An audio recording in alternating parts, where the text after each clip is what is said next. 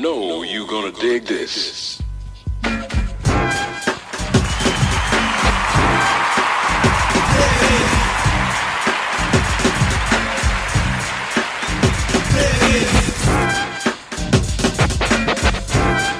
Welcome to the End Zone Club, where we have conversations that are designed to push you from walking in potential to fulfilling your purpose. And introducing our host, Anthony Mitchell. Yo, what's up, everybody? This is Anthony Mitchell. Just wanted to say that we have some company today, meaning I got a special guest who's going to keep it hot, flavorful. But before I introduce him, I do have to say, whatever platform you were streaming this podcast from, please give us a like, a share, a rate, a subscription. Help us to get this content out to the four corners of the world. But before we do so, we got to hear from our sponsors. So stay tuned.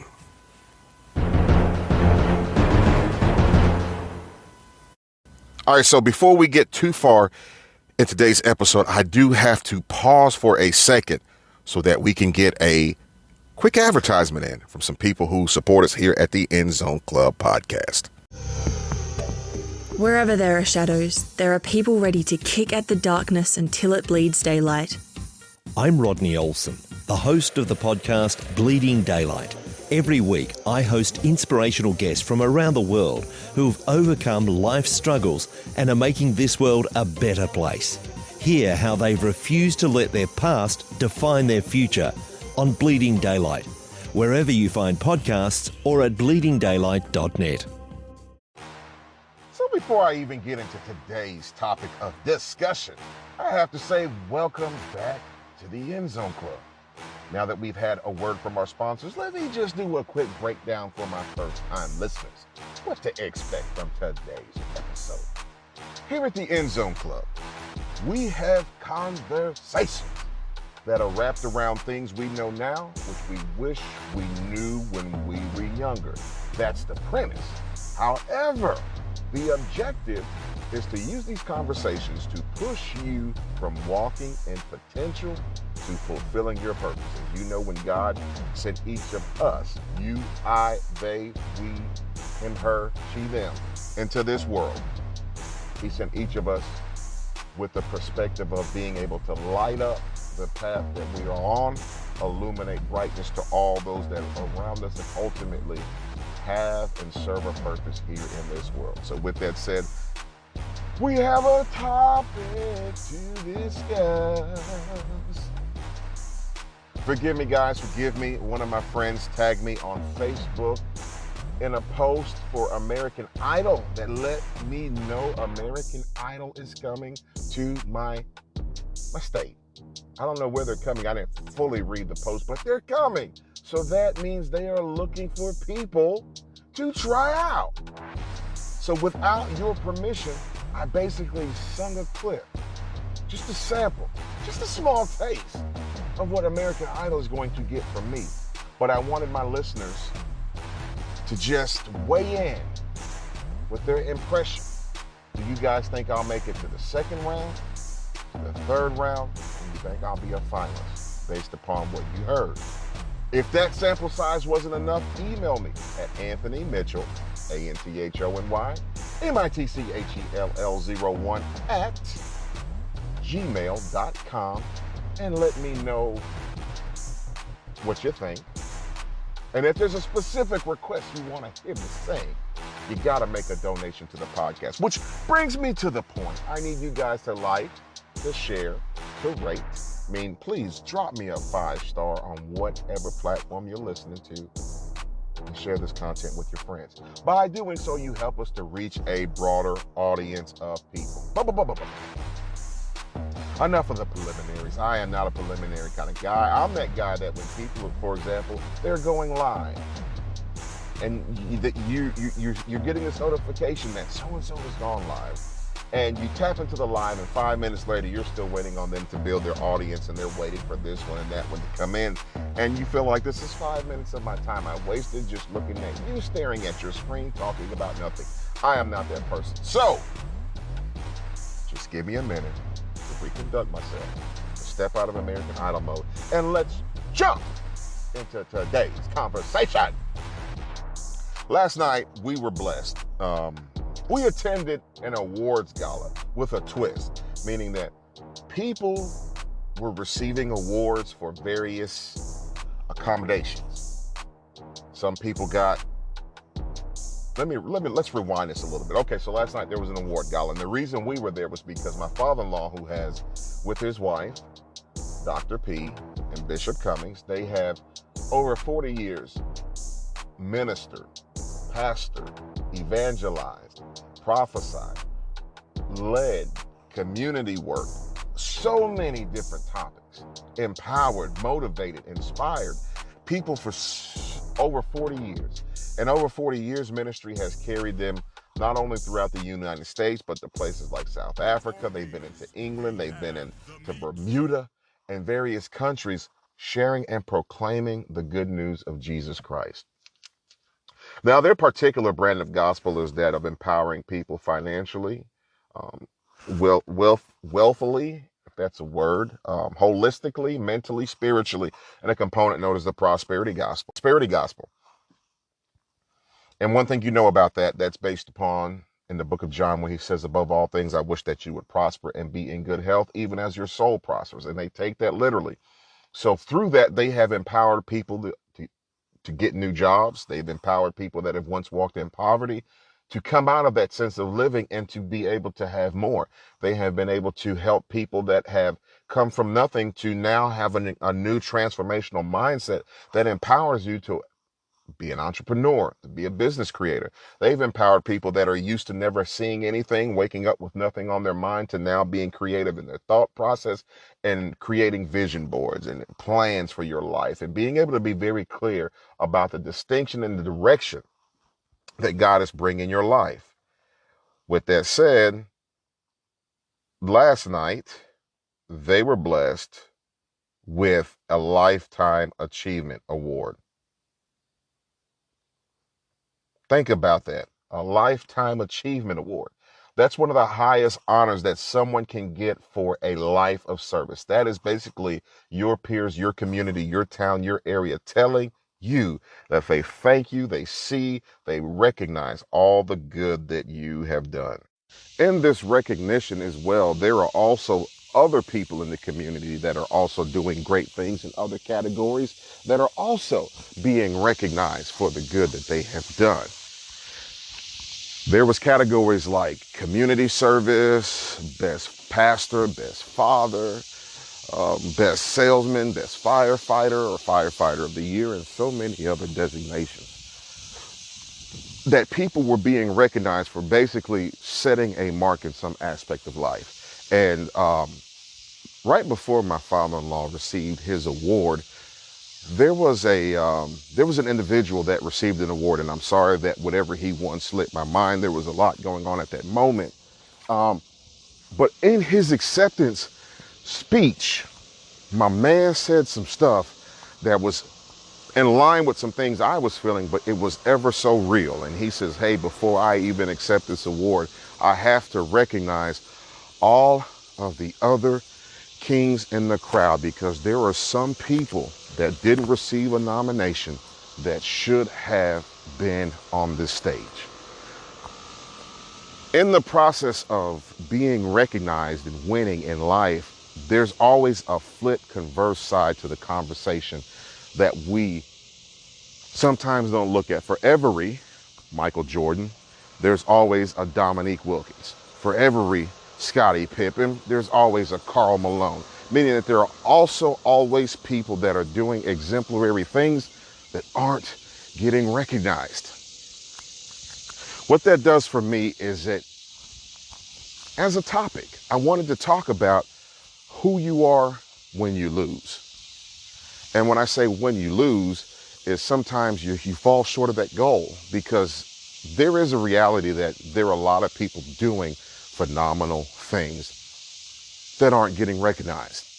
Many of our platforms in life, whether it's a job, a church, whether it's something political, whether it's a business, a lot of this operates on politics. And what I mean by politics, That's just basically saying that a lot of things in life are political.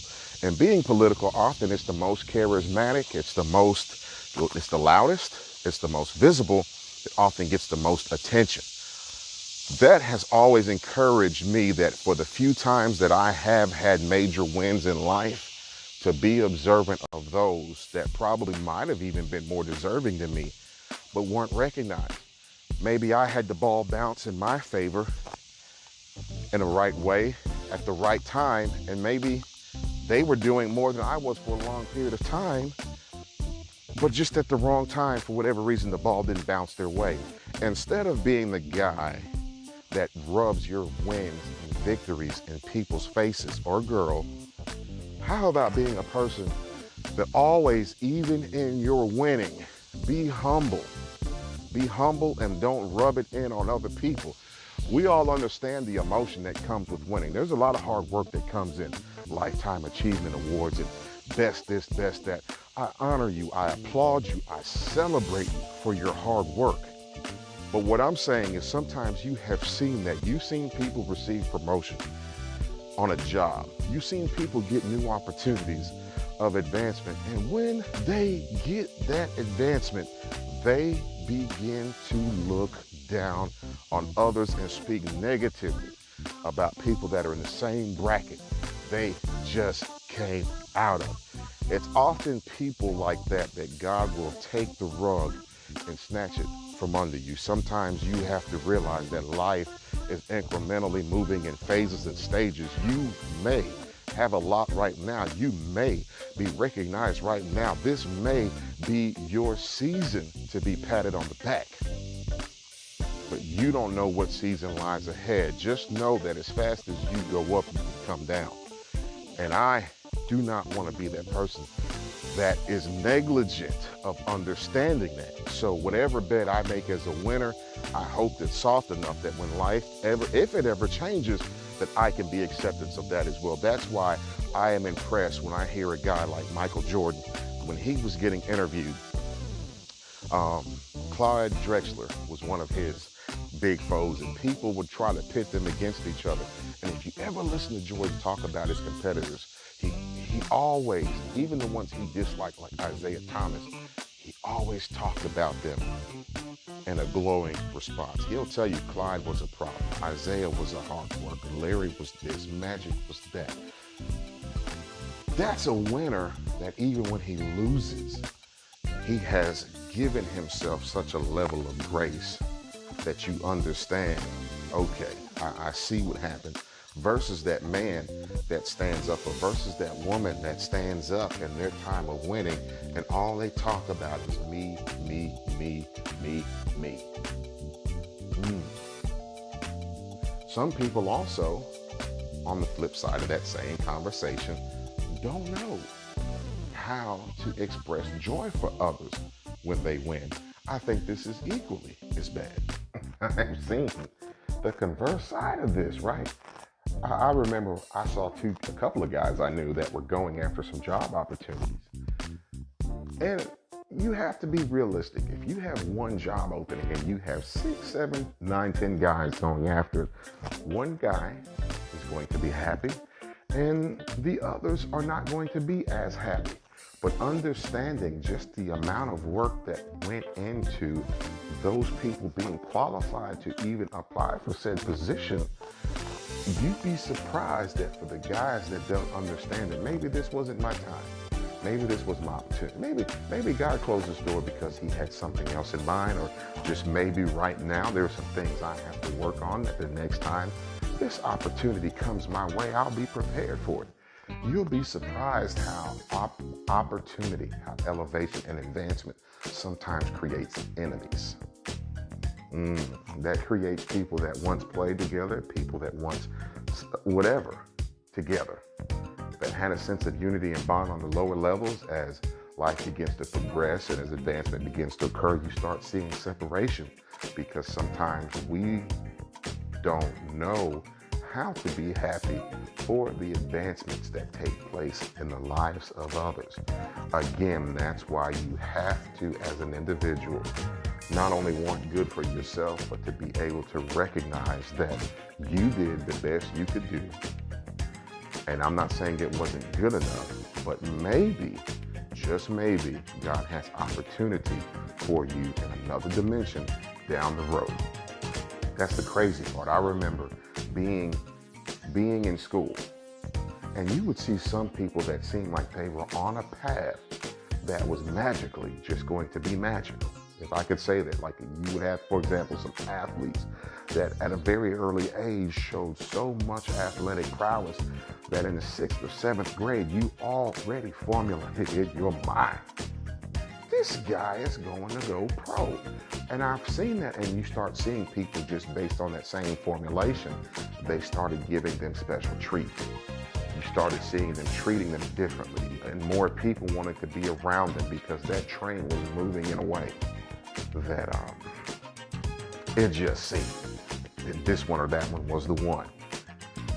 What we didn't know then was that was their season. That was as far as they were going to go athletically. Sometimes injuries came in. Sometimes attitude down the road became an issue. Sometimes we found out that just because you're gifted at home doesn't mean that guys from other places aren't more gifted. Some people worked on their game. Some people just strictly relied on their athletic ability. But at the end of the day, those that we thought were destined for success, sometimes that was just their season. Some people in life are late bloomers. It may look like everybody else is ahead of you right now, but your season of sustained success may be bigger, may be longer than what you see. And I'm speaking from experience because I was not the most athletically gifted. I was not the best looking. I wasn't the tallest or the smartest. So therefore, the development that basically God walked me through, it took me longer to develop in certain areas. But one thing I always had to be was when I saw people that got things before I did.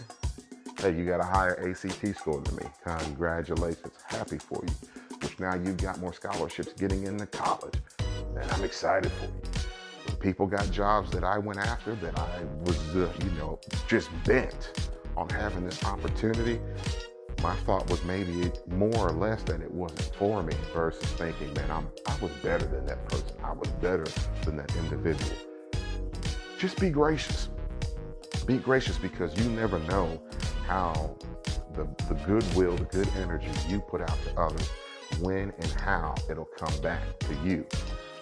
I'm telling you, it behooves me. Back when I was in college, and I got to give a shout out to Skills USA, formerly Vika, there was a young man who was a competitor of mine. I met him in college, second year college, first year college, yeah, we competed against each other. Phenomenal speaker, phenomenal individual. And instantly when I heard him speak before competition, I'm like, man, this guy, he's got it. He's charismatic. He's very well liked and received. He's got it. And man, we formed a friendship even in spite of that. And 20 plus years later, I was surprised to one day I've moved off several times since college, and to be in my Walmart and this individual I had competed with alongside in college, for us to be living in the same town and his job to be located right next door to my church. I was glad in that moment that I had enough insight in life to not have let competition come between developing friendships with people, because it's just one of those things. You never know how some people you've stepped on, you've kicked, you've looked over, you've treated badly in your time of being up, how you may run back into these same individuals down the road and have to give payment for what you have treated people. So man, just now, 20 years plus years has passed. We're no longer college students. I'm not the same 185 weightlifter I was then playing football. Now I'm 2+ and I've got my wife and my kids with me. and my stomach sticks out a little bit and my hairline has thinned a little bit, but just the reality, we had so much love between each other. We were able to just pick up like nothing had happened. But there's a reality also where we're from that some people start developing what we call ops. People that were once your friends, that were with you, now have become your enemies because a lot of times people don't know how to work through competition. I've seen some veteran rappers be in interviews and get pressed and questions that are being thrown their way about younger individuals. What they're trying to do, a lot of times, the interviewer that is, they're trying to put these people in a situation where they're going to say something negative about their competitors. So now they have a soundbite, they have a sound clip, and now they have a contextual difficulty that they're able to now present to their crowd, which is a sound clip. That's what they're all hoping to go viral. So that's what they do. But veteran entertainers understand that it is not my purpose being here to create beats just to sell more albums. I would rather, on the strength and back of my talent, for my talent to do the speaking and talking for me, versus me being on an interview and you using something I've said or my intellectual property in a negative capacity just to sell a couple of albums. It's not worth it. We have saw that. Back in the 90s when we were really hot in the hip hop, there was an East Coast, West Coast war that a lot of individuals unnecessarily got sucked into because the bottom line was there were some people that had some issues they couldn't work through. So the problem escalated and it escalated and it escalated, and ultimately it began to claim the lives of young individuals. So what I am telling you guys today, under the sound of my voice, when I win American Idol, I am going to be a very gracious winner. I promise not to change. The same bologna sandwich routine I have every night, where I fix my sandwich with a lot of mayonnaise, I warm it up for 15 seconds, and then I eat it and drink it down with a glass of Kool-Aid. I promise to follow that same routine. But no, you guys know I don't really have a chance. But what does have a chance is you showing love to people with the same energy when you win and when you lose. That's the story.